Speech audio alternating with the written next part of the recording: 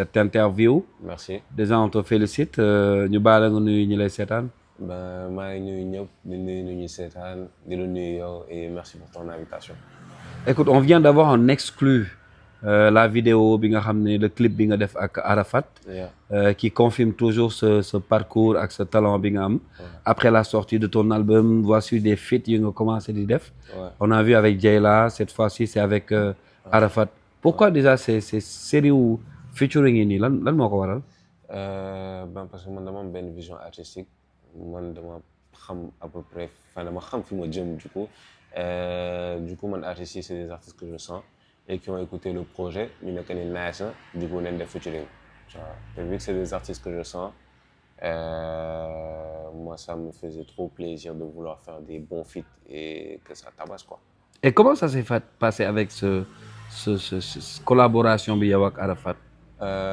Ben Arafat dafa déglu album bi mu nekk ni nice mu ne yow fi nga nekk gars yi nekkuñu fa mu ne ma nañ def featuring après bon il a choisi le beatmaker qu'il voulait on est allé dem studio impro son bi yónnee ko mu neex ko mu teg mu yónnee. Et comment ça s'est passé en studio ambiance bi idée wu son bi ça vient d'où déjà ci moom wala ci yow. idée wu son bi si man parce que man dama dem studio mu dégloo Pape laay dégloo ma ay prod mu dégloo ba si prod bi ma ne ko bii la mu ne ma ok mu dugg si cabine bi commencé teg mais genre parce que man su may bind genre je vais jamais xaw ma lu may def genre damay dem rek def li ma. au feeling quoi waaw au feeling tu vois. Et après si laa ko yónnee Aara dugg si mode bi def lu muy def et puis voilà quoi. Voilà et là avant clip bi di génn. c'est la première fois. ça fait presque un mois. nit ñi di xaar son bi. ouais c'est vrai. lu tax mu yàgg noonu.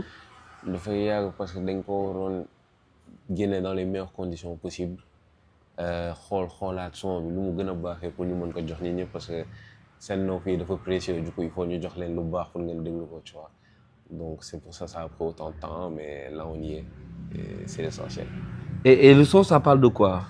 Le son ça parle d'un mec qui a marié une femme.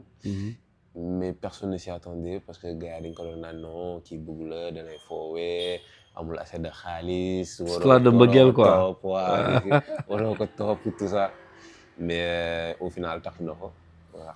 Et quand tu as vu nan nga gisee par exemple public bi xaar bi ñu ko doon xaar c'est vrai que yaa nga def ay son. mais bii xaar bi dafa da ngay sentir nit ñi dañ ko yàkkamti quoi. Ouais. Moi je pense que tant que yaa ngi def de la bonne musique toujours les gens ils seront là pour écouter et t'aider à aller de l'avant tu vois. Il y a une évolution depuis que j'ai commencé ma carrière. Et à chaque instant je vois qu'il y a plus de gens qui viennent ça veut dire que tout le temps tu fais plus de bonne musique et voilà. Les gens, et la participation de Arafat. Artistiquement yow nan nga apprécier li mu def. c'est-à-dire que tu l'as laissé sa liberté yow aussi nga nekk fi nga nekk mais moom dans un premier temps bi nga gisee li mu def ci son bi noo ko apprécier. Man j'ai accroché direct parce que xamoon naa en fait je savais que si mood bi lay dugg. Tu vois. Je l'ai laissé toute sa liberté parce que bon c'est un plus grand artiste que bien moi. sûr ouais. Donc forcément c'est lui qui a peut-être des choses à me redire. Mais est-ce que du ñaari ndaanaan yu daje. mun na nekk te yàlla naa déjà egg. parce que toi aussi tu étais à la hauteur hein franchement. bon oui je pense xam nga des fois nit mën na def son ak benn nit. ñu naan non kii moo gën a kii fale kii. mais yéen ñaar ku ci nekk dafa nekk fi mu nekk. et yéen ñëpp ngeen nekk mais ci même niveau bi à la hauteur de ce titre. mais xam nga lu tax. ouais. parce que man dama bëgg a nekk au niveau pour jox nit ñi lu ñu bëgg. ba pare Aara bëgg maa yóbbaale ak moom dimbali waale ma. pour ma mën a jël le maximum de temps possible. parce que tey su fekkoon dafa ñëwoon ne moom star la du coup day def. wane wu ko de ah voilà. du tout. dafa ñëw moom bi muy bind sax daf may woo téléphone dégloo ma neex na la. yeah cool si guddi si woo ma ne ma nice. ma ne ko nice amatuma lu ma wax. et loolu neexoon na la yow son comportement. parce que genre koo xam ni peut-être il a forcément rien à te prouver ni à personne mu ñëw di la laaj sa avis si loo xam ne da koy. ça veut dire que jox na la sa cër. voilà tu vois parce que mënoon na teg son man tam damay accepter rek parce que damay naan ça va marcher parce que c'est bien sûr tu vois mais il a mis son cœur dedans il a pas juste ouais. Je vais le faire juste parce que je dois le faire. Alors aujourd'hui le titre est sorti. mi ngi ci plateforme yi et tout ça. mais dama lay jox yóbbante bi Sénégalais yi di wax. pourquoi tu veux pas encore rester au Sénégal on sait que tu vis pas ici. yaa ngi waaj a delluwaat. au moins fii sax cette fois ci def nga 3 mois. defe naa Sénégal. mais kañ ngay toog fii pour jox public bi liñ soxla. man de toog rek laa bëgg. mais daa fekk ni bon. obligation. l'école ça c'est compliqué. mais t'as des projets pour le Sénégal au moins. oui.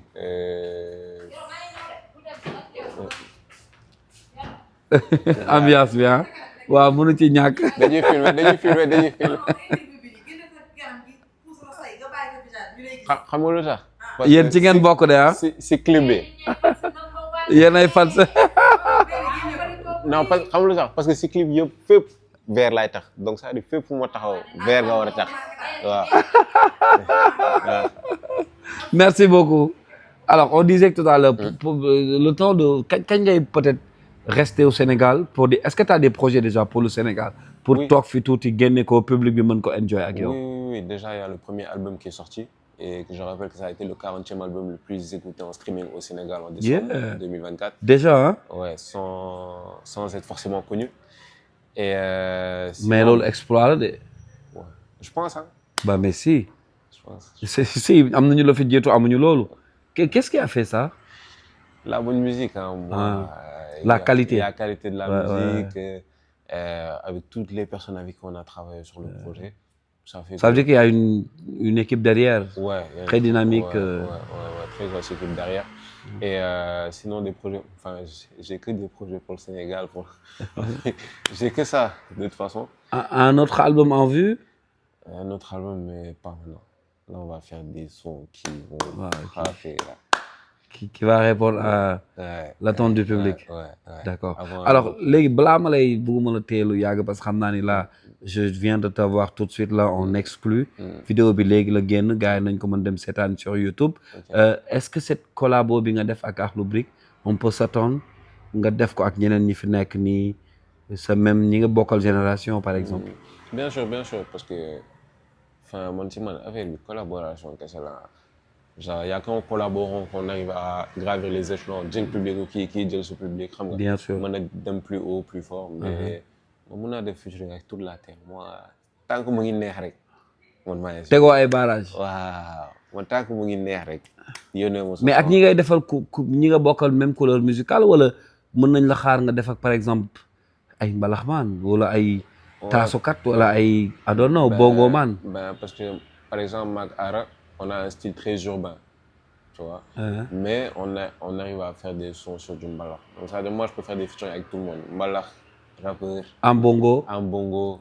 ñëpp mën naa defal ñoom featuring. Mais na musical rek quoi. Na musical rek. Parce que même soo dégluwee album bi di nga sentir que ni diversité musicale. Bien sûr. Donc alors balaa ñu la bàyyi c'est quoi le message important ñu ngi lay xaar ci ay prestations nii là tu vas retourner peut-être en France bientôt. Le message bi ngay bàyyi ci public bi nga xam ne ñooy toog di la topp parce que quand même il faut le dire là t'as une communauté boo xam ne commencé nañ gisuñu leneen lu Yero instant yi nii yow rek la ñuy topp voilà ñu ngi màgg lan ngay teg seen loxo. Ben que son bi déjà consommé leen ko bu baax. Consommé waat leen album bi bu baax. Comme ça mu mën def concert ngeen mën woy son yëpp inchallah. Sinon ben continuer de me supporter. Et j'invite toutes les personnes qui ne me connaissent pas à venir écouter mes sons. Et je ferai encore du bon pour que ça aille encore plus haut. Inch'Allah. Ok. Le mot de la fin, ana madame, ana Diaga. Diaga mu ngi fi. Elle va bien. Diaga ngi fi. Diaga ma jig man. Jaajëf, merci beaucoup. Jaajëf, thank you.